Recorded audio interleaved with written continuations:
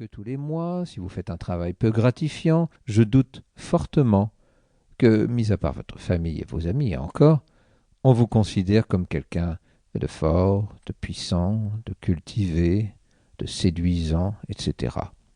C'est votre éducation qui veut cela, ni plus ni moins. Vous êtes programmé dès votre enfance pour suivre le schéma parental et les dogmes de la société qui veut que l'on s'élève en gravissant les échelles dans son emploi. Et plus votre salaire sera conséquent, plus vous serez considéré comme un élément important, quelqu'un de valeur. Il n'y a presque aucune place pour la spiritualité ni pour l'épanouissement personnel, aucune place pour la valeur intrinsèque d'un individu. Si vous vous rendez aux États-Unis et rencontrez des chefs d'entreprise dans un meeting ou dans une réunion, ils vous poseront sans doute comme première question « Et combien d'argent vous faites ?»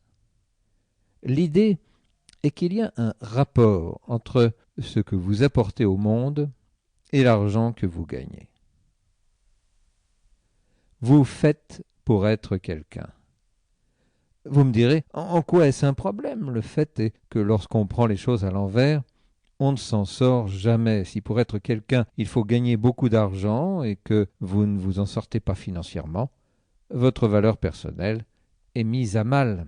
Même si c'est inconscient, il vous arrive d'avoir en vous une vilaine petite voix qui vous susurre « Tu n'y arriveras jamais ». Disons que plus vous aurez cette petite voix, même inconsciente, moins vous arriverez à sortir de la spirale et à gagner ces euros tant désirés. Dans ce sens, la pensée orientale vient à notre secours car elle prend le problème dans l'autre sens. La seule chose importante, c'est qui vous êtes. C'est votre vie intérieure, vos valeurs, votre spiritualité qui va faire de vous quelqu'un ou pas. Je ne cherche pas à vous convertir au bouddhisme, loin de là. Vous ferez en ce sens ce qu'il vous plaît. Je ne suis pas là pour vous parler de dogme ou de religion, mais plutôt de la manière dont on aborde l'existence. Orient, être pour faire quelque chose. Est-ce que mon propos est de vous dire que l'Occident a tout faux et que l'Orient est notre salut? Absolument pas. Un médecin chinois raconte qu'il pratiquait régulièrement un test sur ses patients. Il les faisait entrer dans son bureau, s'asseoir, puis quitter la pièce, sur un prétexte quelconque, et laisser son patient ou sa patiente seul face à une feuille blanche sur laquelle le début d'un cercle était tracé.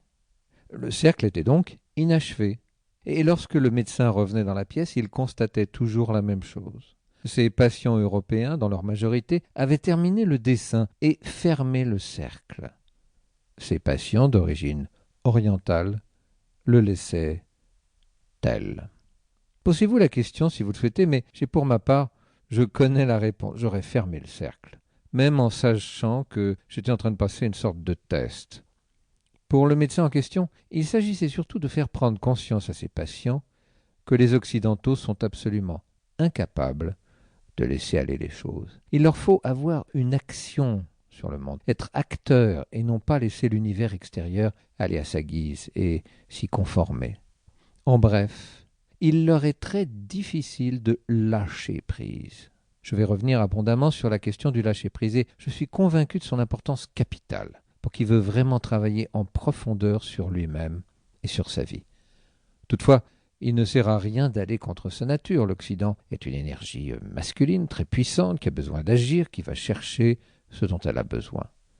Nous avons beaucoup à apprendre de la philosophie orientale, mais tout en respectant notre nature. Vous pouvez apprendre à être quelqu'un sans vous référer à des termes de valeur ou de revenu, mais vous pouvez dans le même temps fermer le cercle. Vous n'en serez pas plus faible ou moins évolué qu'une personne d'origine orientale. Vous serez simplement différent. Éventuellement, acquérir. Mais pour revenir à notre propos, être quelqu'un n'a rien à voir avec votre capacité actuelle à générer de l'argent et des revenus, mais bien à être, tout simplement. Il est nécessaire de se pencher sur la question avant toute chose, en tout cas avant d'aborder les questions pratiques des secrets de l'attraction. En dehors de toute notion de revenu ou de situation familiale, qui êtes-vous? Comment vous